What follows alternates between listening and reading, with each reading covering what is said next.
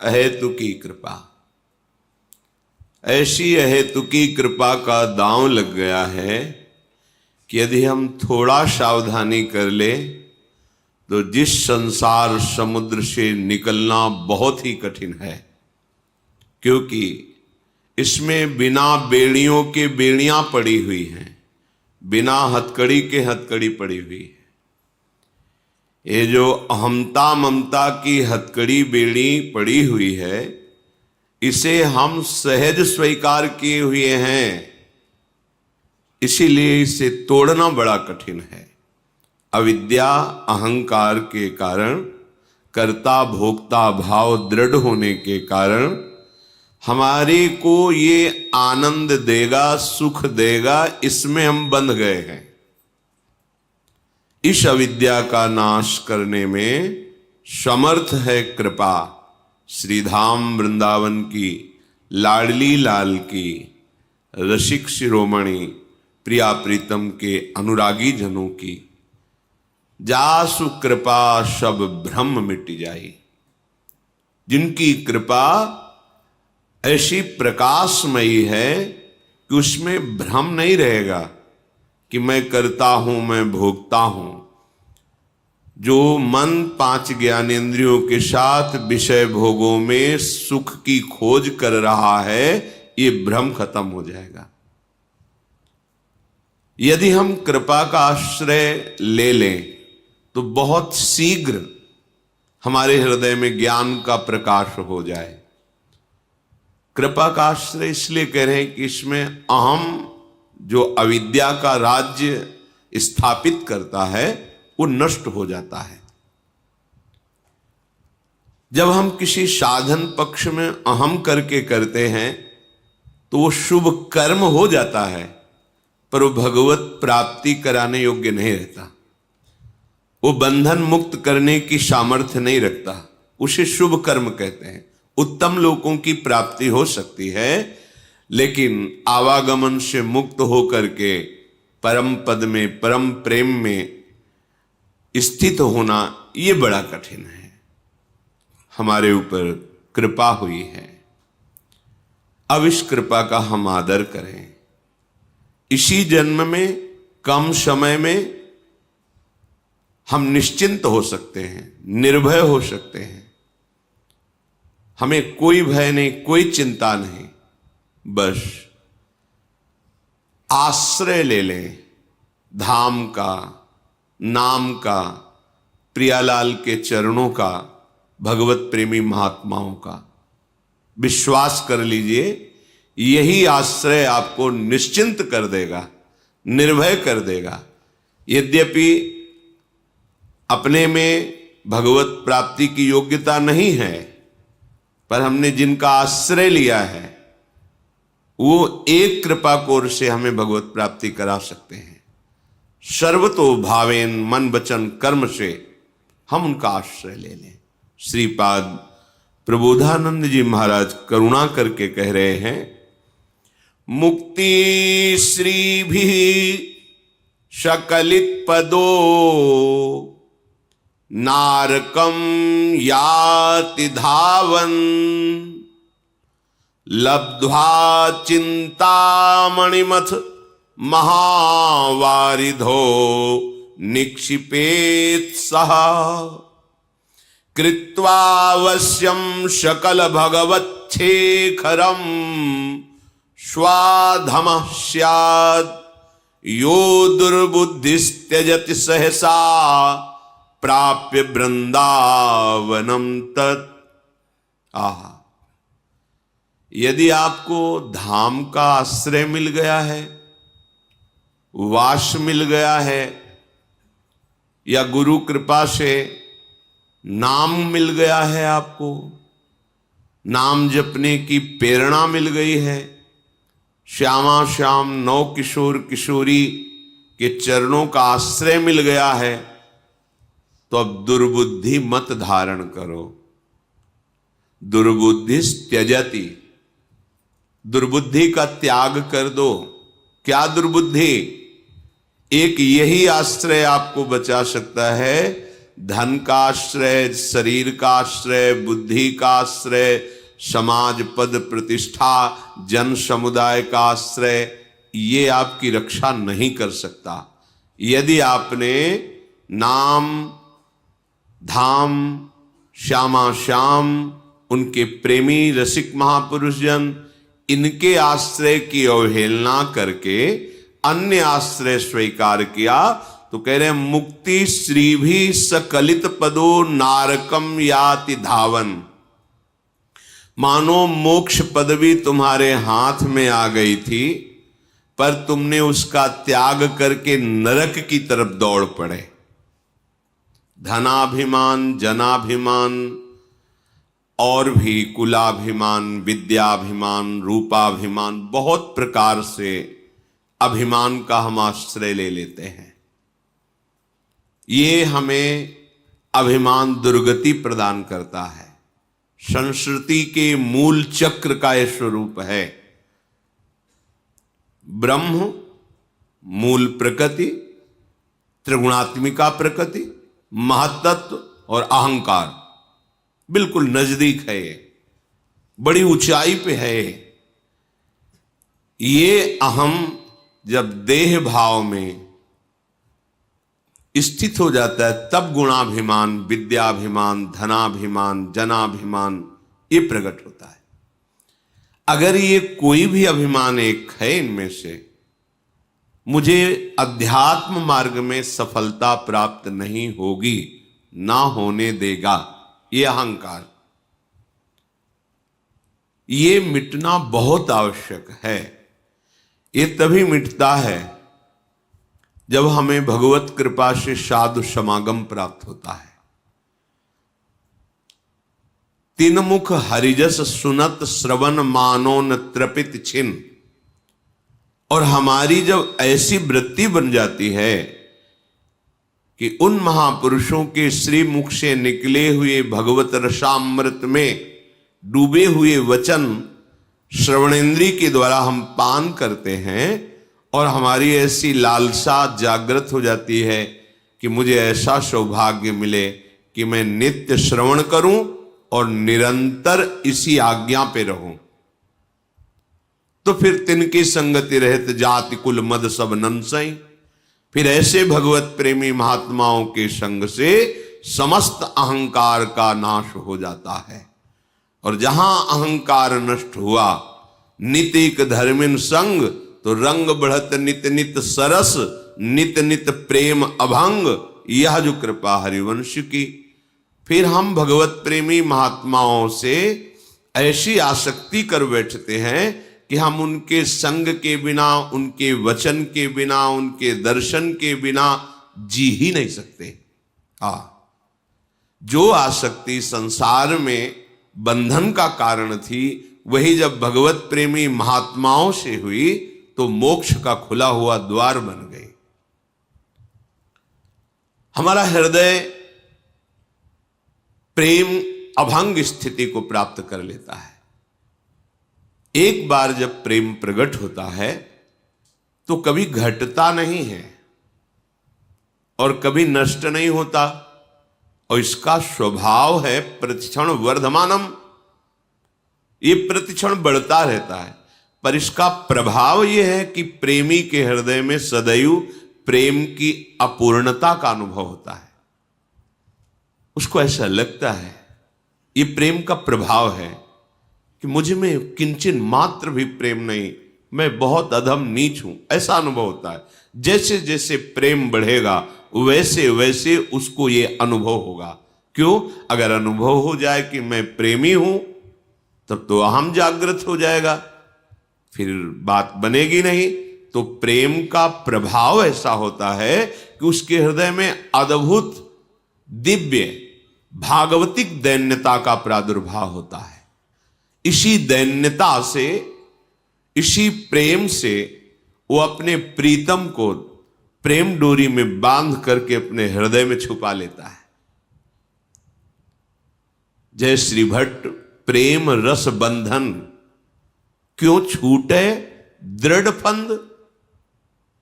ये प्रेम की डोरी में आराध्य देव ऐसे बंध जाते हैं, वो छूट ही नहीं पाते।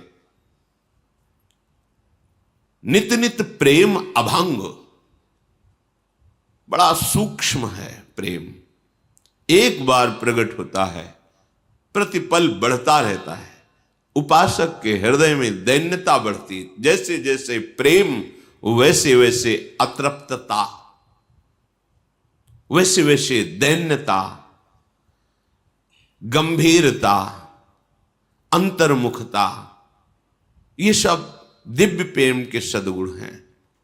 निरंतर अपने प्रीतम की सानिध्य का अनुभव, प्रीतम के चिंतन की स्वाभाविक वृत्ति, अखंड स्मृति उसके हृदय में जागृत हो जाती है।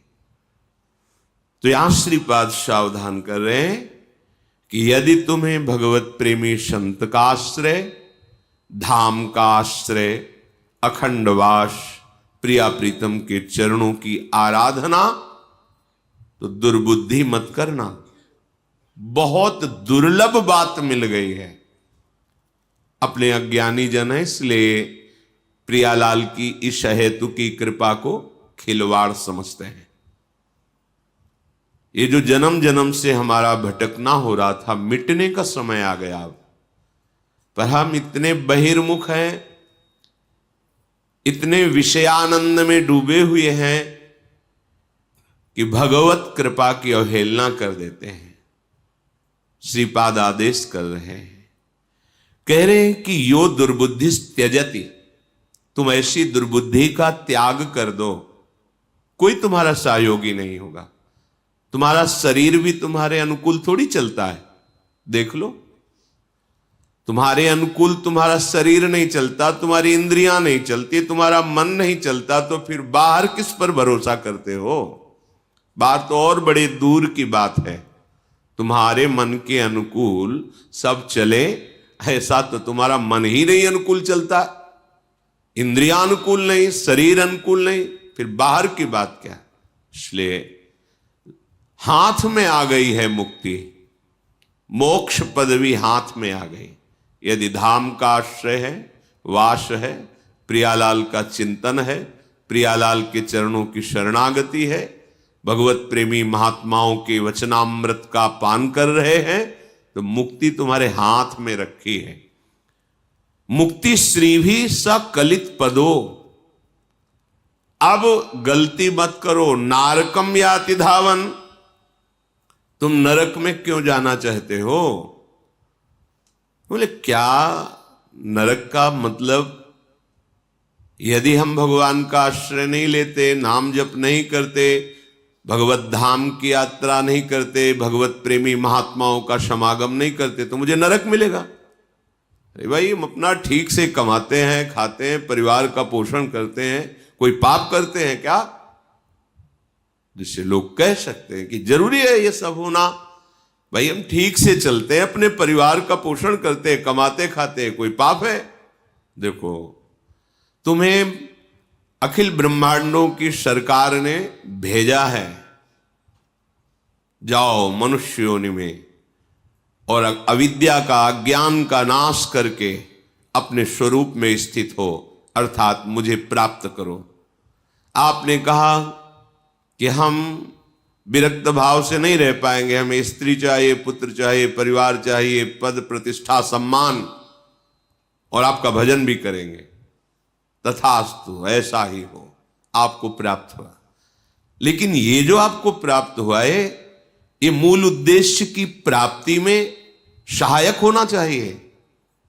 आपको जो यहां भेजा गया, उसका मूल उद्देश्य है भगवत प्राप्ति। मनुष्य शरीर का मूल उद्देश्य है भगवत प्राप्ति। साधन धाम मोक्ष कर द्वारा, पाई न जे परलोक सम्हारा। आपको सारी सुविधाएं दी गई है भगवत प्राप्ति के लिए। अब आप स्त्री को, पुत्र को, परिवार को, धन को, वैभव को, मान प्रतिष्ठा को अपनी मान लिया, और ये सरकारी व्यवस्था दी गई थी आपको। भगवत प्राप्ति में सहायक है, ये बाधा नहीं है, बस भाव बदल देना है। ये जो आप भोक्ता भाव लेकर के विचरण करते हैं, इसके स्वामी बन बैठे हैं, गलत भाव है, अपराध है। ये सरकारी वस्तु को जबरदस्ती अपने कब्जे में लेकर के उसे अपनी मानना, ये अवहेलना है, अपराध है। जिस दिन जांच होगी उस दिन आपको दंड मिलेगा।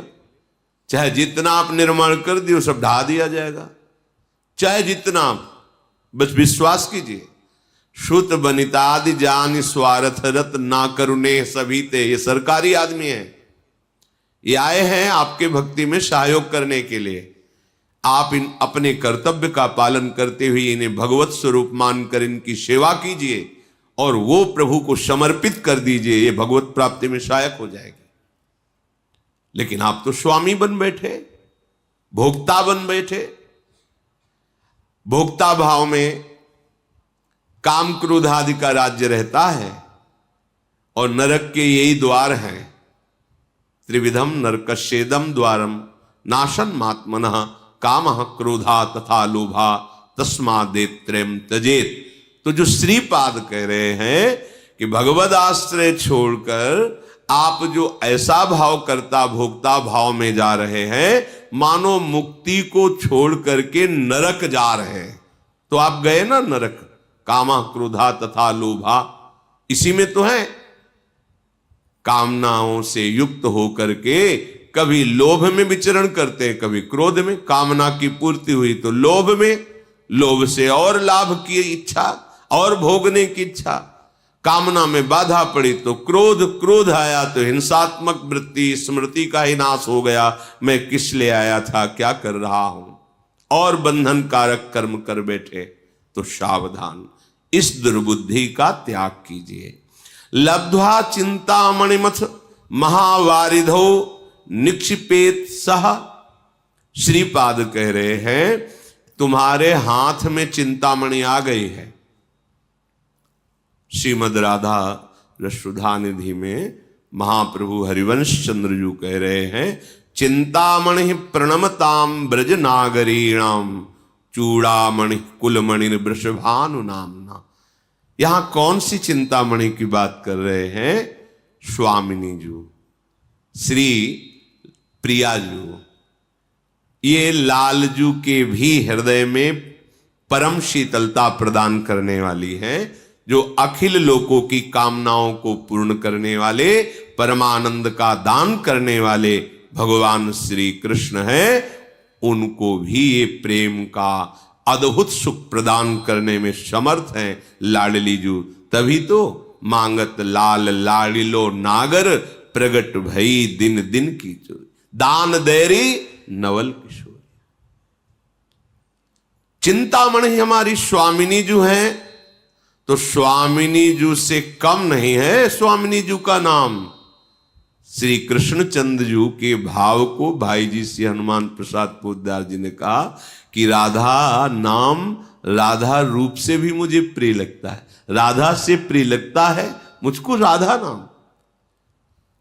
अर्थात जब हमारी जिह्वा पे आ गया राधा राधा राधा, तो मानो चिंतामणि हाथ में आ गई। चिंतामणि कौन है हमारी? श्री लाडली जो। चिंतामणि किसे कहते हैं? चिंतित पदार्थों को, चिंतित वस्तुओं को, चिंतित भावनाओं को, चिंतित तत्व को प्रदान करने वाली। आप चाहे जो चिंता करें, चिंता रहित कर देती है चिंतामणि। हमारी स्वामिनी जो हमारी चिंतामणि है, उनका चिंतामणि स्वरूप राधा नाम हमारे को गुरुदेव की कृपा से मिला। राधा राधा राधा। तो लब्ध्वा चिंतामणि मत, तुम्हें चिंतामणि प्राप्त हो गई और तुम उसे महावारिधो निक्षिपेत शाह, इस भव समुद्र में फेंक दिया। भव समुद्र में फेंक देने का तात्पर्य भूल गए। बार बार उपदेश सुनने पर भी कि एक श्वास भी खाली ना जाए। तुम्हारी एक श्वास इतनी कीमत रखती है। तुमने जीवन भर जो धन कमाया है वो एक श्वास खरीदने के लायक भी नहीं है। अगर हमारी अंतिम श्वास हो, कह दिया जाए कि पूरे जीवन की संपत्ति देता हूं, एक श्वास और बढ़ा दो, नहीं बढ़ेगी। तो ऐसी कीमती श्वास से बहुत कीमती कमाई करनी चाहिए वो है राधा राधा राधा। श्रीपाद प्रबोधानंद जी कह रहे, कैसी तुम्हारी दुर्बुद्धि है कि तुम्हें ये चिंतामणि स्वरूप स्वामिनी का नाम मिल गया, तुम्हारे हाथ में चिंतामणि आ गई, तुम भोगों को देखकर, संसार के सुखों के आकर्षण में, या संसार के कोहरा स्वरूप दुख की घटा को देखकर भूल गए राधा नाम। इसका मतलब चिंतामणि को तुमने ऐसे समुद्र में फेंक दिया, अब ढूंढने से भी नहीं मिलेगी। भाव, यदि तुम प्रियाजू के नाम को भूल गए तो ऐसे गर्त में गिर जाओगे कि नाम जपने लायक तुम नहीं रहोगे।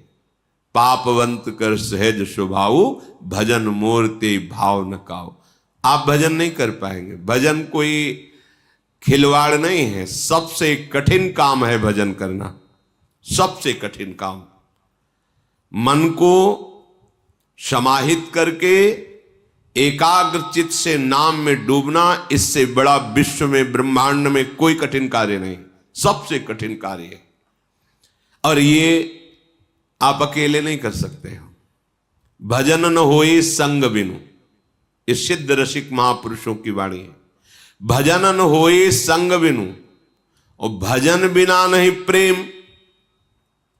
बिना भगवत प्रेमी महात्माओं के संग के, बिना भजनानंदी संतों के समागम के आप में भजन की वृद्धि, भजन की रुचि हो ही नहीं सकती, नहीं हो सकती।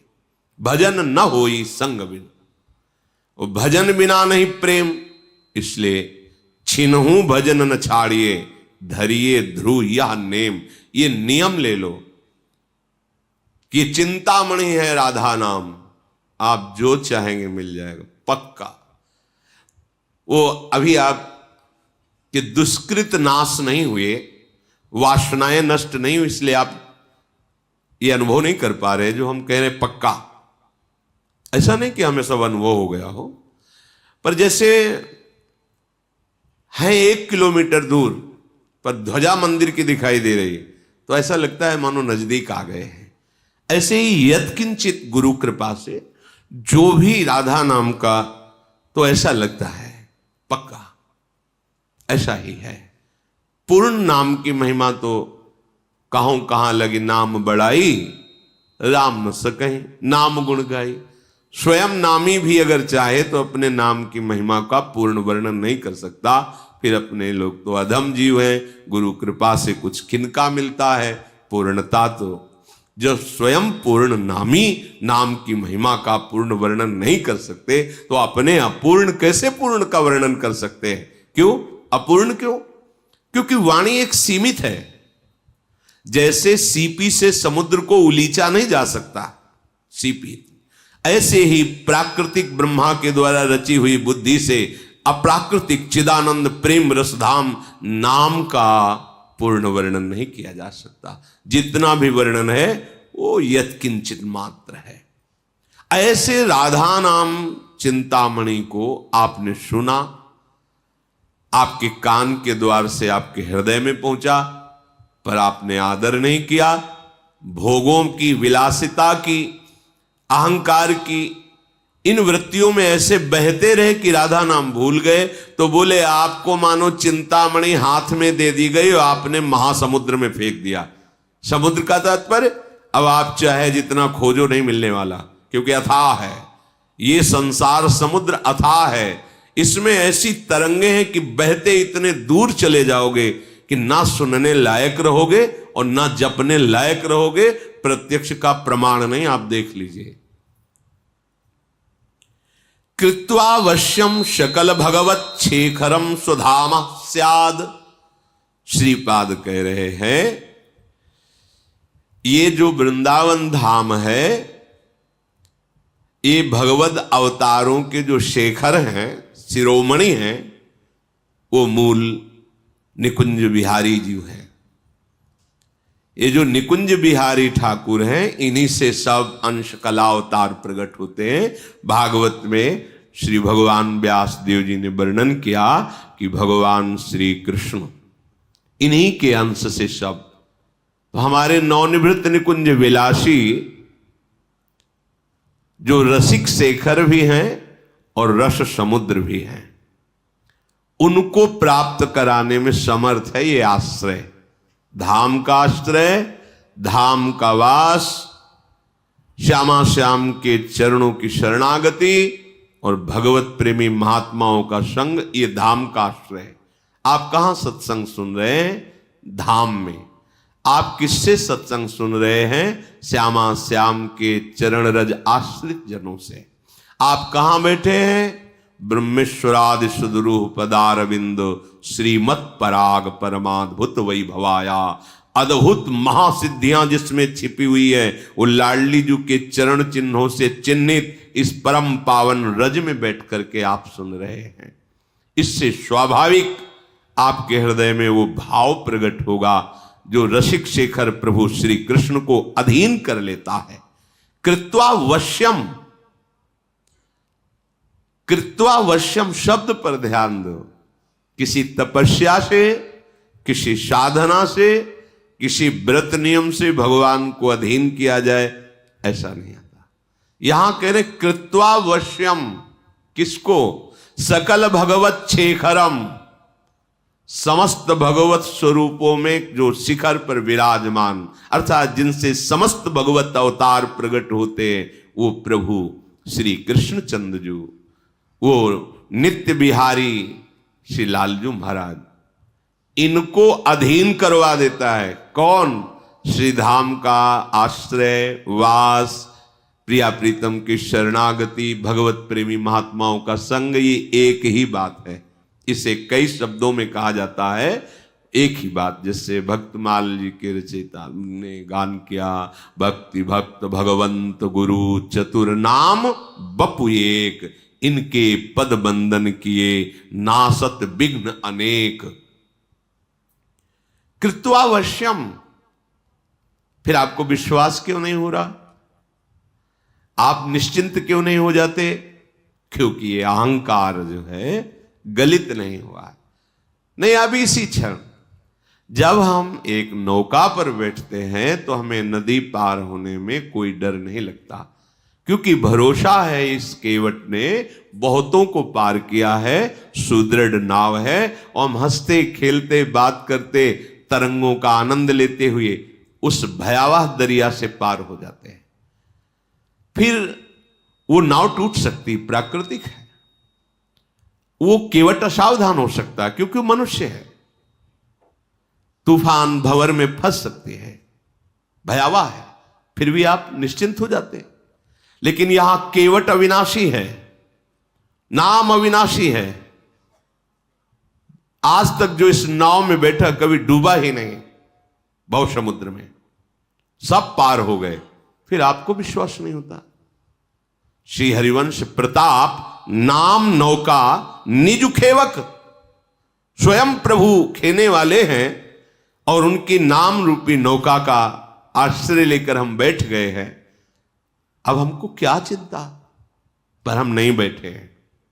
बात यह है, हम बातें केवल करते हैं, हम अहंकार की नौका में बैठे हो। ये नौका जरूर डुबो देती है, कोई भी हो, चाहे तपस्या का अहंकार ही क्यों न हो, जितेंद्रियता का अहंकार, जानकारी का अहंकार, किसी भी तरह का अहंकार है तो हम अहंकार की नौका में बैठे हो, ये नौका जरूर डुबोती है। यदि आप भगवद आश्रित हैं तो कह रहे तुम्हें सहसा ये प्राप्त हो गया है, तुमने कोई प्रयास नहीं किया है। मनुष्य शरीर किसी प्रयास से नहीं मिला, केवल भगवत कृपा से मिला। सेवक जी महाराज कहते 84 लाख के चक्र को बीच में रोक दिया। संस्कृति मांझ बरियाई के पायो, मानुष दे वृथा कत डरत। संस्कृति चक्र को बरियाई माने जबरदस्ती रोक के आपको बीच से निकाल करके मनुष्य देह दे दिया कि अपना कल्याण कर ले। पर हमें ये बात समझ में नहीं आती कि हमारा शरीर दुखों से मुक्त होने के लिए मिला है और हम सुख प्राप्ति हेतु वही आचरण करते हैं जिससे और दुख मिल जाए और दुख में बंध जाए। प्रभु से विमुख होकर कोई भी आप आचरण करें वो आपको बांध देगा, दुखों में बांध देगा। चाहे भले शुभ आचरण क्यों न हो, क्योंकि शुभ आचरण से आपको उत्तम लोक मिलेंगे। उन लोगों की आपके पुण्य बल से भोगों की वृत्तियां जो जो रही वो भोग आएंगे, और जब उन भोगों को भोग कर आसक्त होगे, आपका पुण्य क्षीण होगा, तो जबरदस्ती धक्का मार के हटा दिए जाओगे। उस समय जो दुख होता है, तो परिणाम क्या मिला शुभ का? दुख ही तो मिला, फिर मृत्यु लोक में आ गए, बात बनी नहीं। सूक्ष्म विचार उपासक विवेक के द्वारा देखे। भगवत विमुख कोई बड़े से बड़ा शुभ कर्म भी आपको सुख नहीं दे सकता। देवराज इंद्र की पदवी में विराजमान जो हुए महाराज नहुष, अपने पुण्य प्रताप से उन्हीं ने ऐसी गलती कर दी, भोग विलासिता की वृत्ति, जो उनको अजगर योनि में, पीछे आपने महाभारत चरित्र में सुना था, पांडवों के चरित्र में। इसलिए एक ही केवल बात है, भगवद आश्रित, भगवत धाम आश्रित, भगवत नाम आश्रित, भगवत चरण आश्रित जो प्रेमी जन है, इनके समागम से हमारी बुद्धि प्रभु के चरणों में लग जाए। अन्यथा यो दुर्बुद्धिस, ये दुर्बुद्धि नारकम याति धावन, तुम्हें नरक की तरफ घसीटती हुई ले जा रही है। ध्यान दीजिए, अब आपकी दुर्गति का समय नष्ट हो गया है। अब आपके आवागमन चक्र का अंतिम जन्म है, क्योंकि भगवान ने संत समागम दिया, धाम आश्रय दिया, नाम जपने की प्रेरणा दी। अब चूकना मत। यदि अब दुर्बुद्धि करोगे तो पता नहीं किस युग में, किस कल्प में यह अवसर मिलेगा जो अभी अपने को मिल रहा है। सावधान होकर प्रिया प्रीतम के नाम को निरंतर जपे, और जितना बन सके परम पावन धाम में अपना समय व्यतीत करे, चिंतन में या शरीर सहित चिंतन में, दोनों बातें हैं। आश्रय लेकर बाहर रहते हुए चिंतन में, या धाम वास करते हुए चिंतन में। धाम वास कर रहे चिंतन प्रपंच और संसार का अभी ठीक बात बनी नहीं। हमारा तन और मन दोनों से धाम वास होना चाहिए। तन से नहीं हो रहा, कोई चिंता की बात नहीं, पर मन से तो आप कर ही सकते हैं, और मन जहां होता है वहीं उपस्थिति मानी जाती है।